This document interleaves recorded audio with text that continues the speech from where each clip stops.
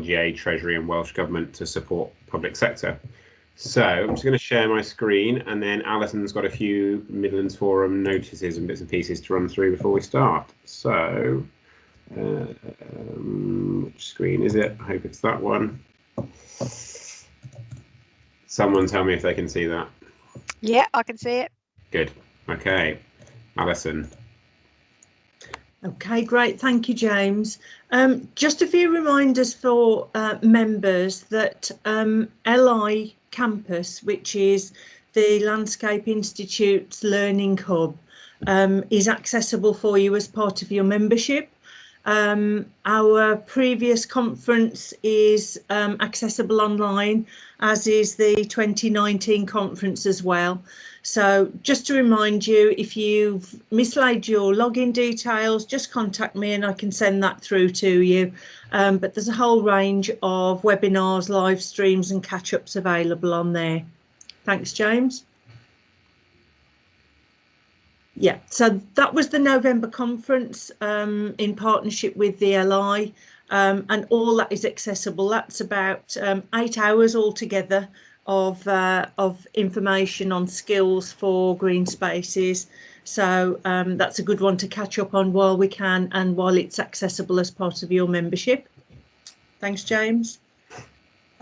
Just a reminder, we will be sending out subscription forms very shortly for the New Year's membership, which starts in April. And welcome, we have some new guests in today from Northamptonshire and the National Memorial Arboretum, who have got delayed, but they'll be in the room later. And that grows our Midlands base to around 70 organisations. So thank you to our new members for joining us. I think there's one more notice, James. Yes, thank you. We currently have a board of 6 trustees, which is our sort of formation trustees from when we started the charity in November 2019. During the next few weeks, we will be seeking additional trustees just to extend our skills, broaden our base. We'll be offering that information out in April onwards. And so that's for internal members and external organisations as well. So the model of our charity is that we can recruit to best suit the skills that we need as a charitable organisation. So look out for that promotional material from April onwards. And so that's it from me. Thank you, James.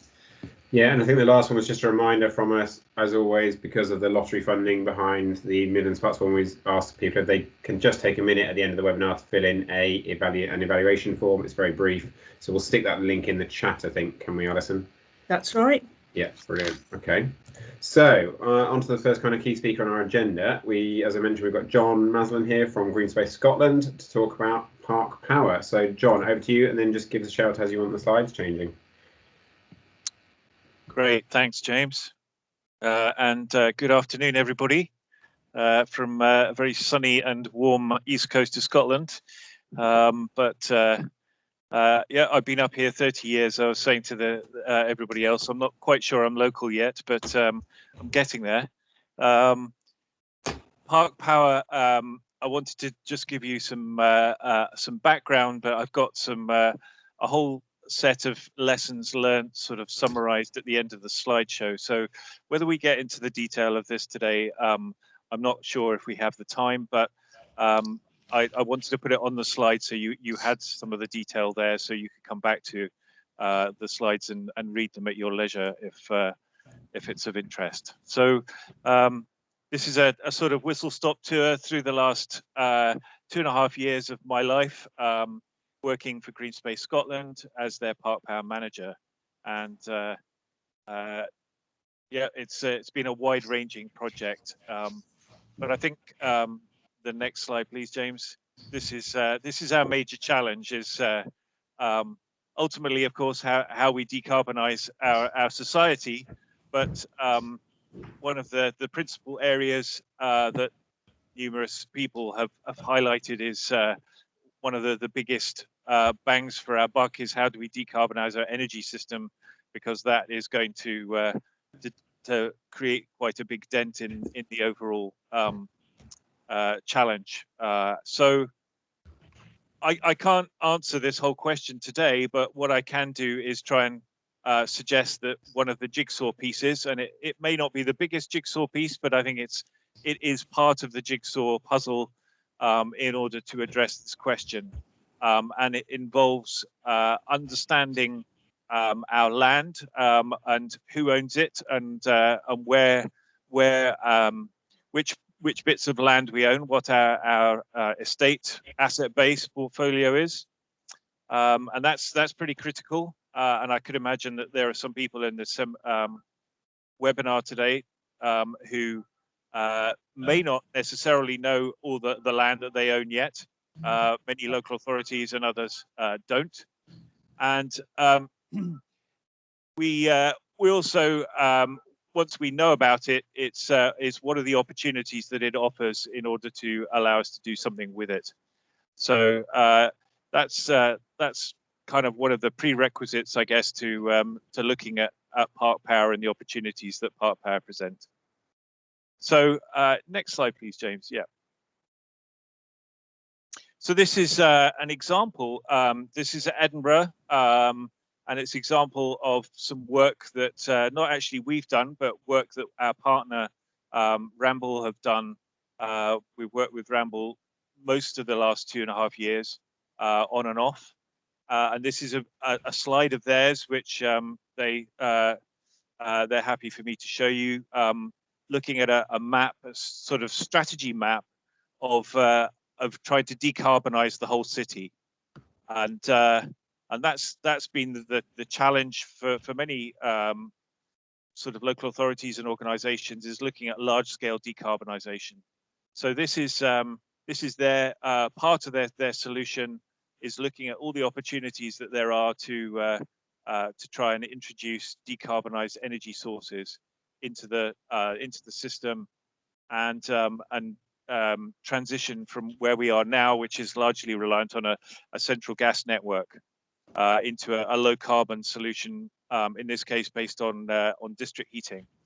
And as you can see, the top right is the bit I want to draw your attention to, which is the Greenspace opportunities. Now, it's sort of we've put some in here, but there are a lot more than the list of 6 sites there.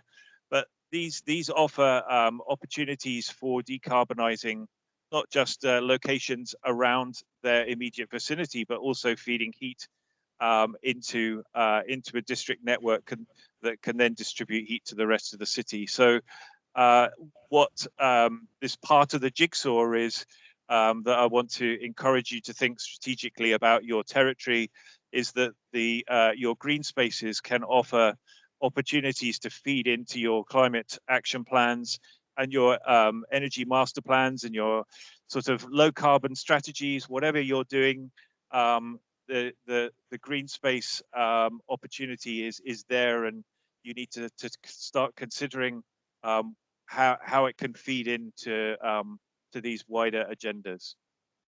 Okay, next slide, please, James.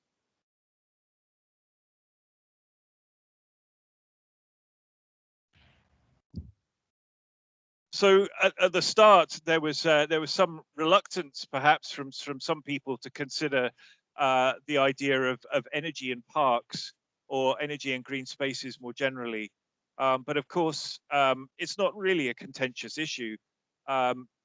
Many parks were created in sites that were considered unsuitable for development, and often in steep-sided valleys, which weren't suitable.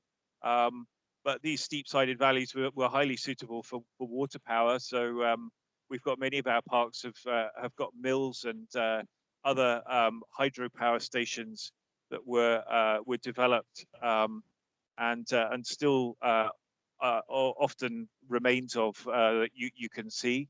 And then, of course, we've had regenerated some of our coal mining areas, and have evidence of our parks and our sort of fossil fuel industry being in very close alignment as well. And then perhaps more recently, we've cited a whole range of different energy infrastructure, whether it's pylons or electricity substations in the top right, or gas governor stations in the sort of bottom middle, on the surface of our parks.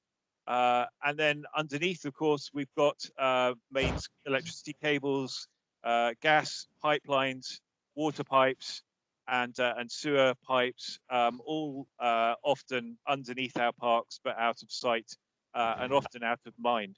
So introducing the idea of utilizing these spaces for energy, to be honest, really isn't contentious. What is contentious perhaps is using land that is currently green space and making it unavailable for the current uses that it has. So our challenge in many ways is to be able to utilize the space, but without necessarily having a negative impact on its usage. And that's what we've been looking at predominantly, is how can we do that without having any negative impact. Next slide, please, James. And this work came out of work that we did on climate change, looking at climate mitigation and adaptation across all parks in Scotland. And we produced this report back in 2014, which is on our website if anyone's interested, which is all the different measures for mitigating and adapting green spaces for climate change. Next slide, please, James. And we also sort of developed some work looking at green spaces and the mapping green spaces. And this was work at a GB-wide scale that we did with Ordnance Survey that has ultimately led to Ordnance Survey's what they call their green space data sets, of which they have two, one at sort of high resolution, the other at low resolution. And this is a data set that we've been working with most recently, which is called OS Mastermap Greenspace. And again, may be surprising to some of you just how much of our cities typically are green space if you take into account private gardens. And it gives you an idea of what amazing assets they really are. And I've looked at about 4 different Scottish cities now in detail, and all of them are coming up around 2/3 green space and 1/3 potentially grey space. And I think that seems to be quite typical, and I wouldn't be surprised if it's the same south of the border as well. Yeah, next slide, please, James.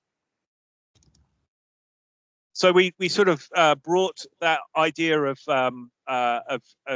having the available supply data on the green space side together with how do we utilize this to contribute to decarbonising our energy system and out pop the idea of ParkPower. And it's gone through multiple phases, which I won't go through in detail now, but it really started with a demonstration site in Saughton Park in Edinburgh. And that, I'll talk about that a bit on the next slide, but we then followed that up with a whole nationwide, Scotland-wide opportunity mapping exercise, again, which I'll talk about. And then sort of subsequent exercises looking in more detail at particular council site territories and what was possible within those council areas, and whether there were specific sites that came out as being the most promising. So going through a sort of shortlisting type exercise. And we worked with both Edinburgh and Glasgow on sort of appraisal work to do that. And then most recently, in the last 8 months, we've been doing some focus work looking at the potential for heat.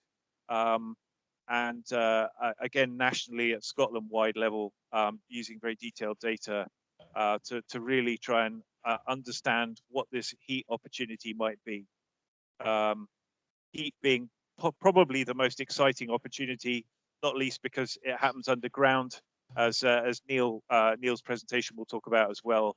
And therefore has minimal impact ultimately long term on the usage of the actual site itself. Okay, next slide, please, Jake. Did I change it? So this is Saughton Park, and this is on the west side of Edinburgh.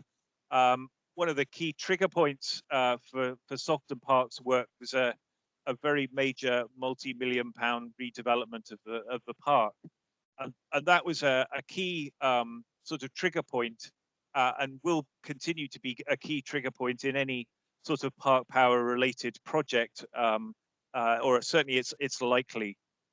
So if you are doing any sort of redevelopment, whether it's of the whole park or of buildings in the park, in your parks, that is really a consideration at that point to really be thinking about a park power opportunity.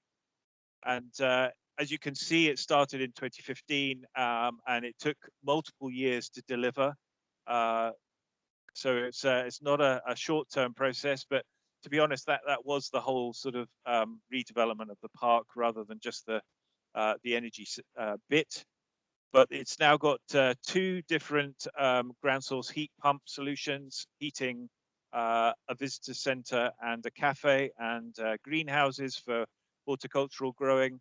And it's also got a mini hydropower on the river next door to the park, in order to provide power to offset their additional use of electricity. And the top right is digging up a football pitch, which you go back there, you'll never know that it was like that. It was they put in some more drainage into the football pitch at the same time, but they've put a series of sort of S-based looped trenches at about 1.5 meters down under the surface, and then replaced all the turf. So there's no visible impact at all. Okay. Next slide, yeah. So the second phase of Park Power was looking nationally at the whole of Scotland, and we looked at lots of different technologies, not just heat, but also solar technologies, different solar technologies, looked at wind, although largely discounted wind because of its impact visually. We looked at hydro and water. We looked at biomass and timber. We looked at subsurface ground-based solutions, and also using the air in order to derive heat from air as well. And likewise, didn't just look at supplying or generating energy, but we also looked at transmitting or transporting energy from one place to another, and also at storing energy, and whether these areas had potential for to act as almost like batteries for both power and heat. So just a whole range of different technologies, which ones looked the most appealing, and which ones might be offer the strongest opportunities. Yeah, next slide, please, James. So we did a kind of before and after, and this is our after draw sort of schematic of a typical park. Of course, you'd never do all of these things in a park all at the same time, but there are lots of different things you can do, and I won't go through them all, but you can put boreholes, vertical boreholes, 200 meters down, and you can set up a sort of grid-based array across an area of grass like that, and then take heat out of that borehole array and feed that heat into nearby buildings as a low carbon heat source. And this is, you know, our massive challenge is moving away from fossil fuel based heat, and this is one of the key solutions for doing that. You can take heat or indeed potentially generate power from water sources, whether it's a river or a lake in this case, and that's a very effective source of heat as well. Or you can start putting solar, obviously, on roofs of buildings. You can put electric vehicle charging points into car parks, and various other things in order to create effectively a low carbon park. But it's not just necessarily about a low carbon park.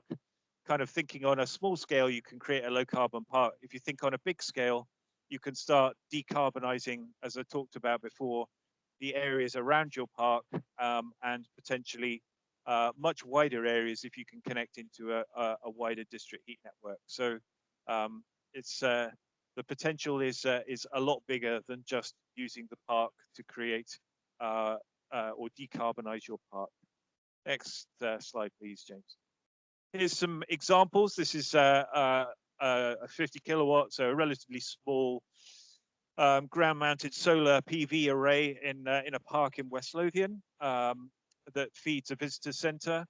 So they've got very low electricity bills now in their visitor centre and cafe. Yep, next one. This is a much bigger scale project in Dundee, where they've put about 70 boreholes into the ground underneath the cycle track, which is on the two on the left-hand side. So before and after of the cycle track, and that now provides heat. There's an energy centre, which is the building in the bottom right corner, that has various infrastructure and heat generators in. But most of the time, the heating for the performance centre and in the next phase, heat is going to be supplied to the nearby council-owned housing estate nearby. So this is going to act as a hub for generating heat to this part of the city. Okay, James, next one.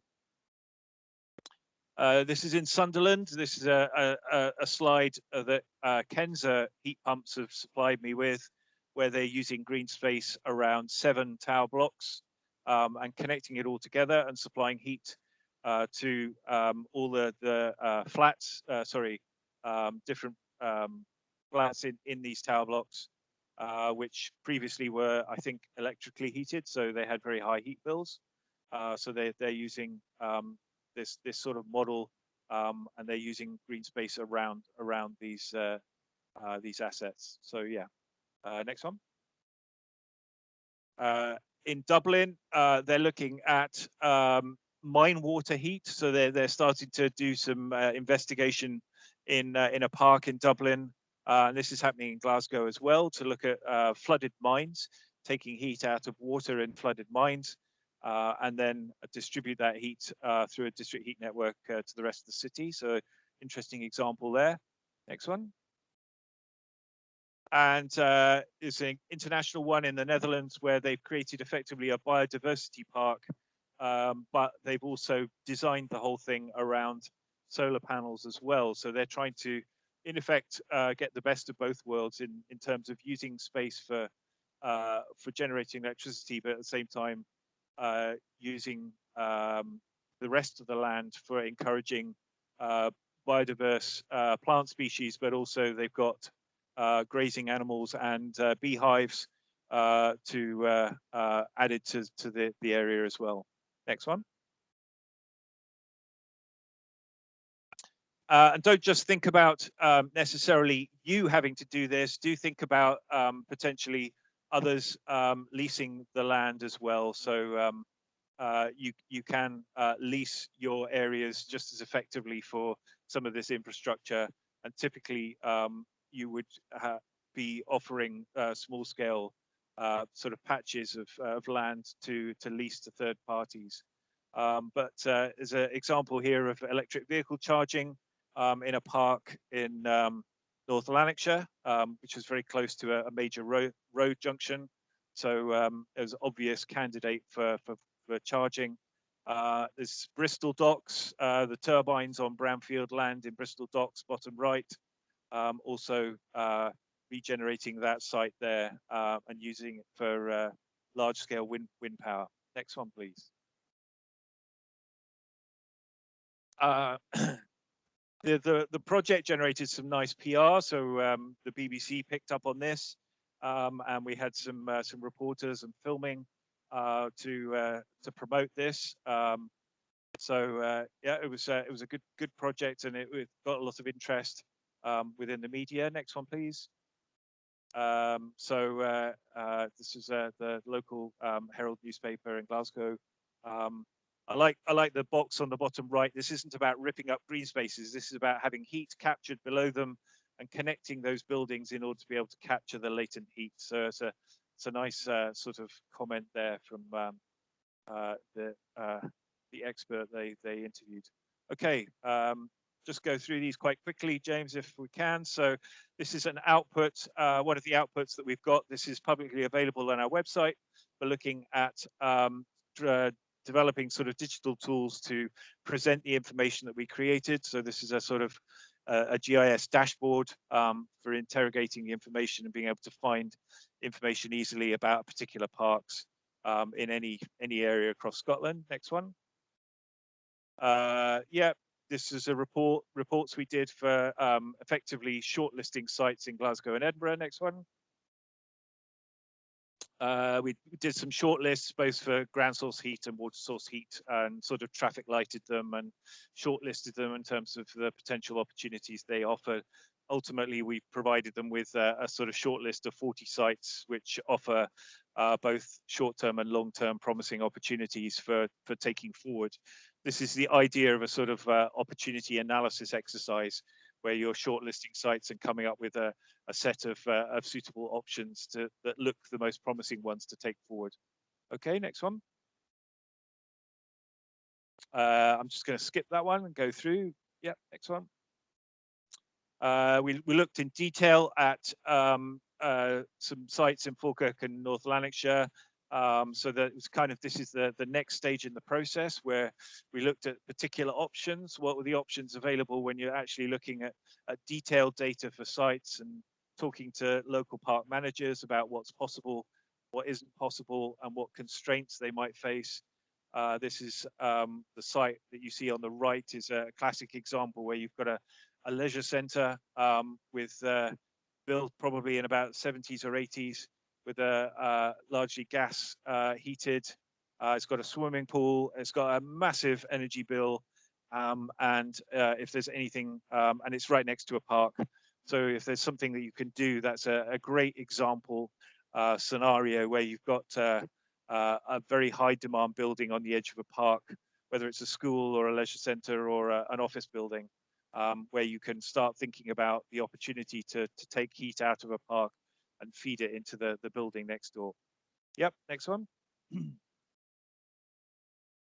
I'll just quickly wrap these up now. Falkirk is yeah, we did some work on their public asset register, so you need that sort of data really to understand.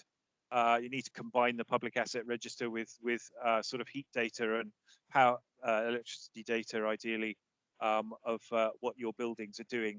That's a sort of initial information that you might need to pull together. Yeah, next one.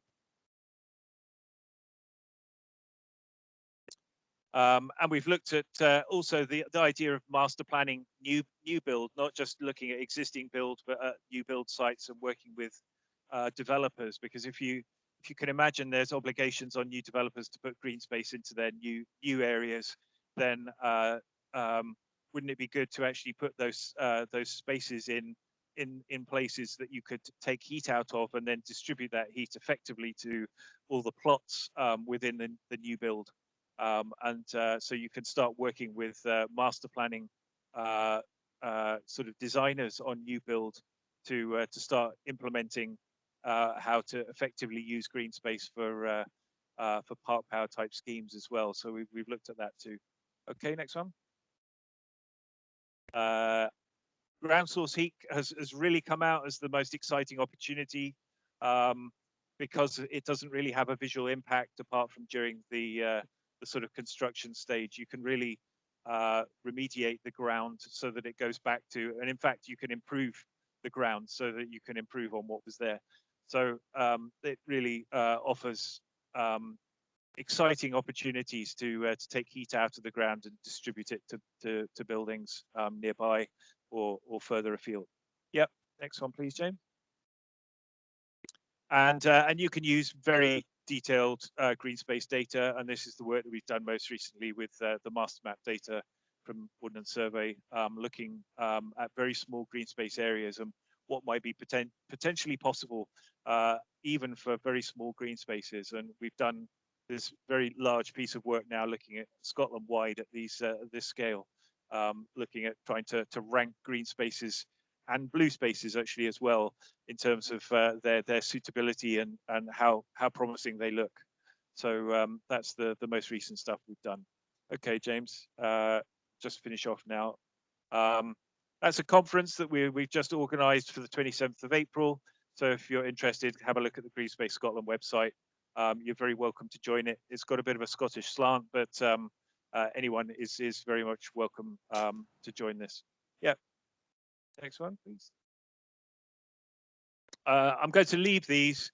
These are classic. I sort of was trying to think through questions that you might have about the opportunity for yourselves and how you get started, what the optimum scale is, what the trigger points are, what the technologies are. Yep, next one.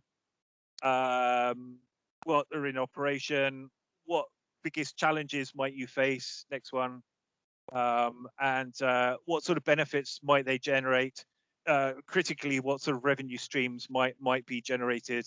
I just sort of summarized some learning from our experience, so I'll leave those on the slides, so please come back to them. So yes, finally, they're not the only jigsaw piece. There are many more jigsaw pieces, but they are part of the solution, I think. And please consider, as park people on this call, the opportunities that parks and green spaces in the city, in your cities and towns, offer to contribute to your energy decarbonisation plans in future. So thank you very much. That's I think that's the last one. Yes, so that's our website. Greenspaces are islands of energy opportunity amidst a sea of energy demand. They're great because they're actually in areas of high energy demand. They're in the urban spaces. That's why they're so useful and such key assets. So that's what I'd like to leave you with. Thanks. Fantastic, thanks, John. Really, really useful overview of kind of the work you've done there. So, if we take a few minutes for questions now, if people have got them, if they want to put your hand up or put things in the chat. I think one of the things I wanted to ask, and it's probably in your Q&A briefly, is the biggest barrier to this the kind of payback periods and funding sources for the investment in the first place, or is that actually achievable? You know, quite achievable. No, I'd probably say like almost every other sort of decarbonised energy project right now, they're all facing the same challenges. So we're no different in terms of utilisation of green space. It's challenging. If the government came up with a carbon tax that actually sort of disincentivized people to use gas, then I think suddenly the situation would change. But right now, all the unfortunately, all the taxes are on green electricity or greener electricity, and there's hardly any tax on natural gas, which is effectively completely the wrong way round. So we need to shift from one to the other, while at the same time trying to protect those people who are in some form of fuel poverty. So I would say you've hit the nail on the head in terms of that there are schemes out there that have better revenue and return sort of payback periods, and some of the heat schemes, particularly if you're looking at any sort of buildings that are off the gas grid, that are currently being powered by other fuel sources, they have much better financial returns on them. And in fact, some of the EV charging, looking at sites for EV charging, particularly if they're near busy roads, also came out very, very strongly as well. Right. Okay. Simon, you've got your hand up. Yeah. I mean, obviously, there's the long-term government plan to scrap gas boilers, so that's obviously in the favour. Sort of phase that out. And I work with a local boiler company up the road from me in Belper, so they've huge production of boilers. They're going to have to rethink what they do, which is obviously moving into renewables. My question really was just to get an idea of the cost for sort of those deep borehole heat pumps. Have you got an idea, say, for instance, for a football pitch size? I've got an idea for a typical sort of semi-detached house, or a sort of smaller detached house, which is generally somewhere around the 15 to 20k mark for installing 2 boreholes into a sort of garden. that is accessible from a road or an access point. That you wouldn't multiply that cost up at all, because a lot of that cost is for getting the equipment on site, but definitely there's a time element. So you're probably looking. I wouldn't think you get much change out of 100k for doing, and then you've got all the associated project costs around the outside. I think I'm not quite sure what the Saughton Park costs were, but it was certainly hundreds of thousands to do. So there's no doubt financially it's a challenging one. In fact, water source heat rather than ground source heat. If you've got sources of water, that they are often a lower hanging fruit than ground source heat, if you like. So basically, engineers would generally look at first available water sources, particularly rivers or lakes, maybe even canals, although canals don't have very fast flowing water, rather necessarily than looking at massive ground source heat projects. And ground source tends to be a sort of fallback option. Great, brilliant. Thanks, John. Well, if anyone else has any other questions, please do stick them in the chat. You can always come back to them, and then we'll obviously share the slides on our website afterwards. Always got that great Q&A info in it. So thank you. Thanks, John. So our next speaker, I'll just switch the slides. We've got Neil. We're pretty much dead on time as well, just a couple minutes behind. James, sorry to interrupt. Would it be possible for Simon to nip in first? Have you still got time, Simon? And he's got another meeting later on. Yes, I have. Yeah, sorry about that. Would that be okay, James? Sorry, just to switch Simon in next. Thank you. Okay. All right. Quick Thanks, switch. Sorry, Neil. Let me quickly flick through to your slides. Then we should be here, I think.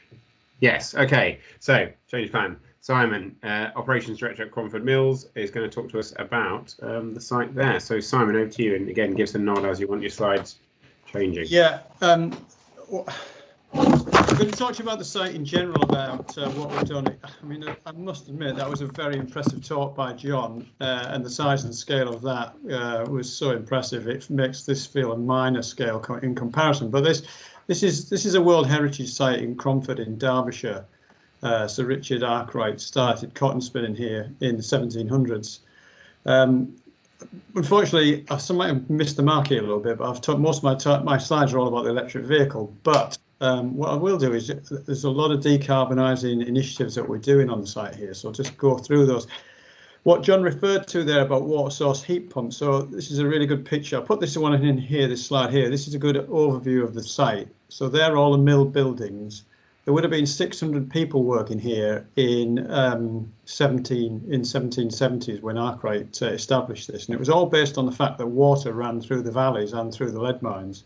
So he harnessed the power of water, and he generated all the power to run this site in 1770 completely off water power. He kind of used clockmakers for all the gearing, for all the cogs, for all of the turning. And what he was doing is he was taking the raw thread, the raw material, and turn it into a thread, all through water power.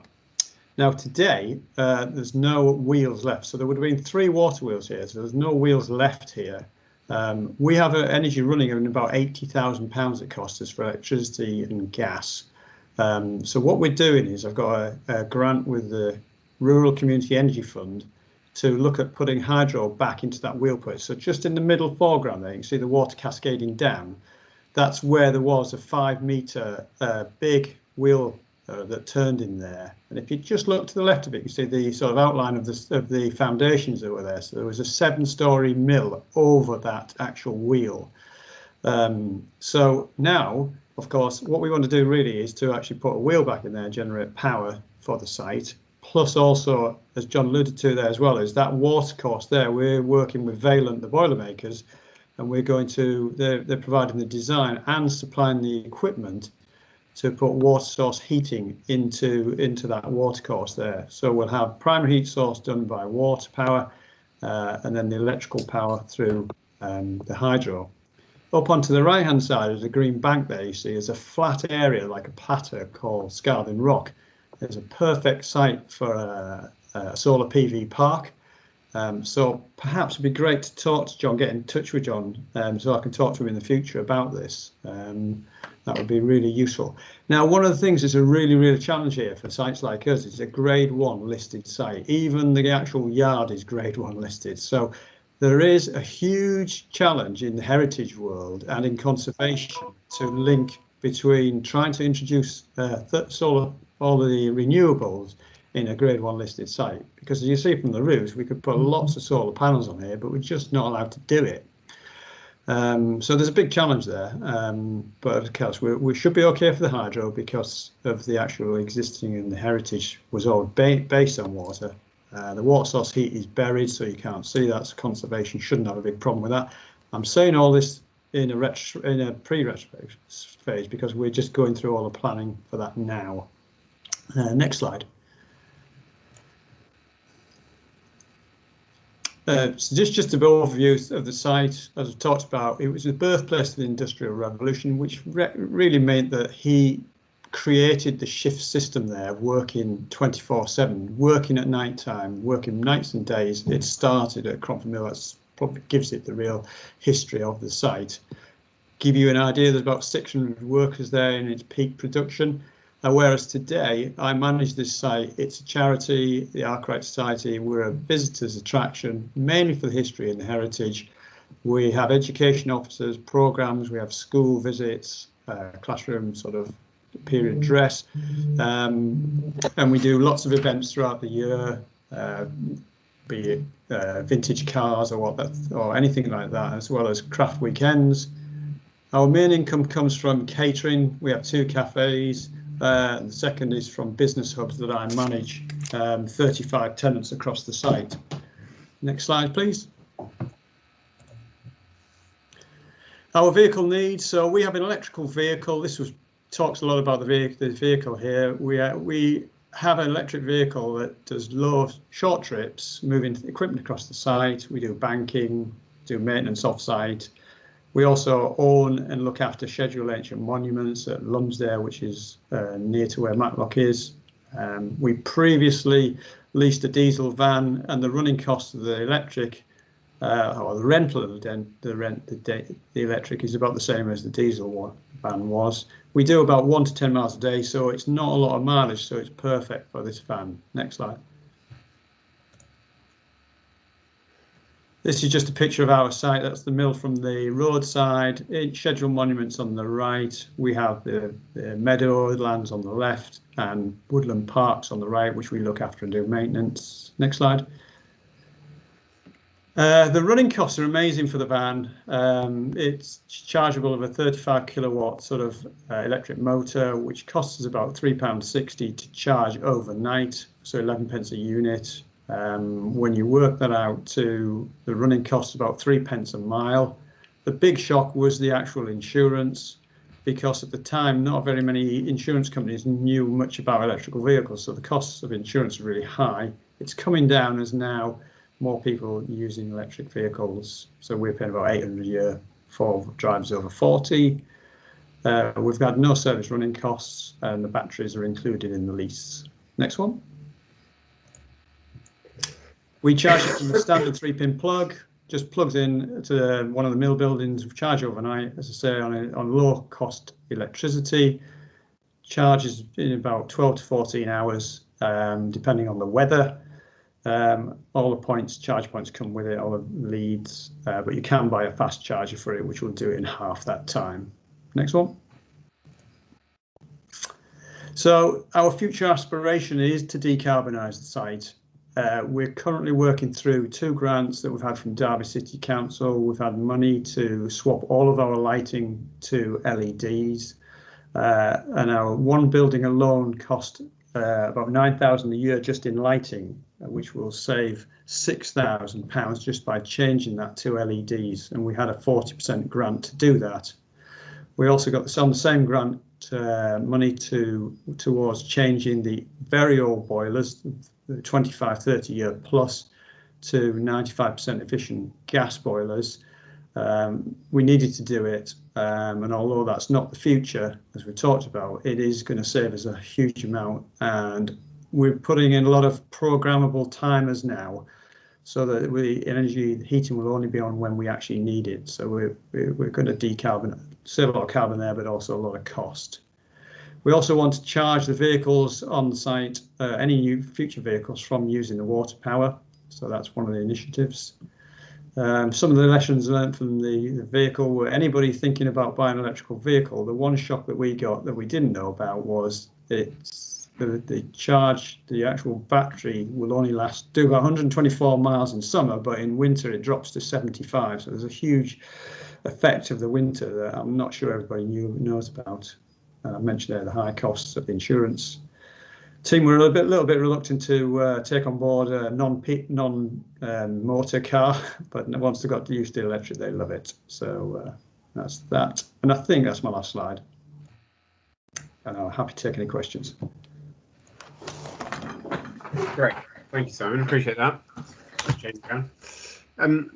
Again, if people want to raise their hands or put something in the chat for questions, because Simon, have you considered, since the van, have you considered other kind of electrical equipment, whether it's tools and machinery for maintaining the site and so on yet?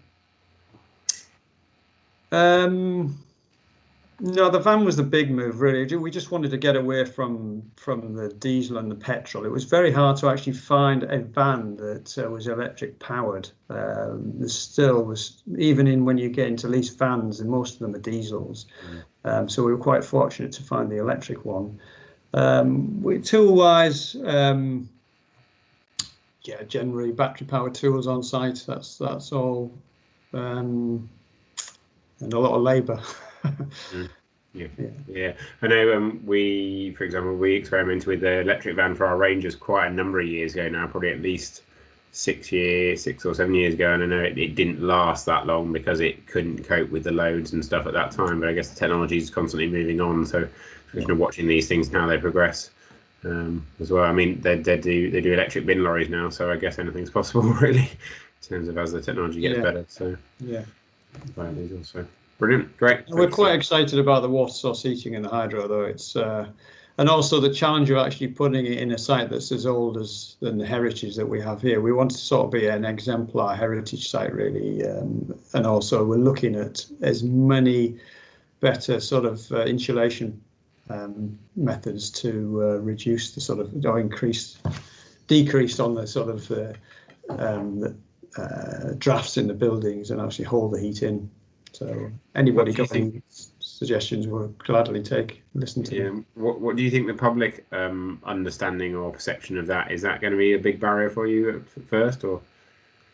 No, I think, well, the public will be really excited about having a hydro. We're going to want to put a bit of water wheel in as well as a turbine, because the most efficient water power is the turbine over the wheel. There's more better efficiency, so we're going to do both. Aesthetics for the wheel, which will drive a small turbine off the wheel, but aesthetically the wheel will attract a lot of visitors to site as a physical moving thing.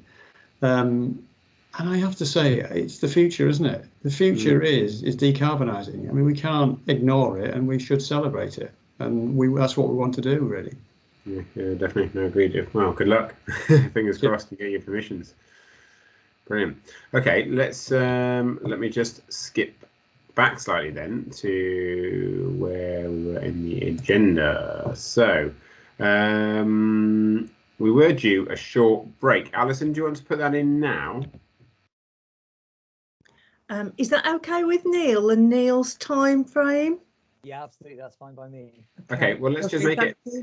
Yeah, we're pretty much on track, I think, or thereabouts. So let's just make it 5 minutes, shall we?